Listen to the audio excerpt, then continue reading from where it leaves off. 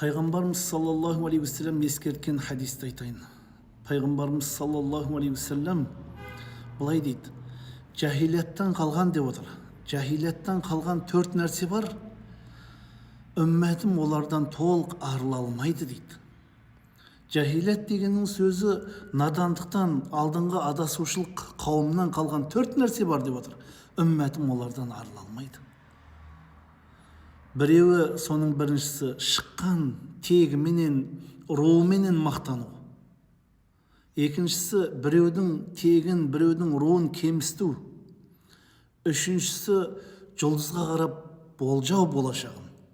Төртіншісі, өлім болған жағдайда айқайлап, бақырып жылау.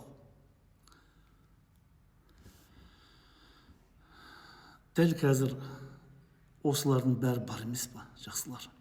Елдің ішінде осының бәрі бар. Бұл сөздің өзі надандықтан қалған деп отыр. Белгі, осы 4 нәрсе бар деген сөз, бұл нәрсе дұрыс емес. Исламда бұлар дұрыс емес, жақсылар. Ислам сабыр діні.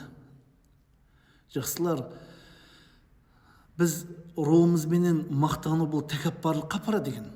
Тәкаппарлық, мақтан, менмендік, тәкаппарлық. Аллах Тағала қасиетті Құранда Худжрат сүресінде айтады: сендерді бір ер бір әйелден жараттық, руларыңменен ұлттарыңды бір-бірлеріңмен танулары үшін бөлдік деп отыр. Ру қылып, ұлт қылып бір-бірлеріңді тануларың үшін бөлдік дейді. Алланың алдында ең ардақтыларың тақуаларың дейді. Яғни Құдайдың алдындағы ең абыройлы іс руда емес екен, тақуалықта екен, жақсылар. Абыройлы ардақтыларын тақуалықта дейді. Екіншісі, кемісту. Кемісту деген, біреуді кемісту жүректің лас белгісінен екен.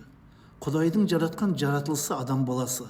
Оны кемісту, оны қорлау, Құдайдың жаратылысын қорлау. Үшіншісі, жақсылар, надандықтан қалған үшінші белгі, бұны істемеу керек. Жұлдызға қарап болашағын болжау.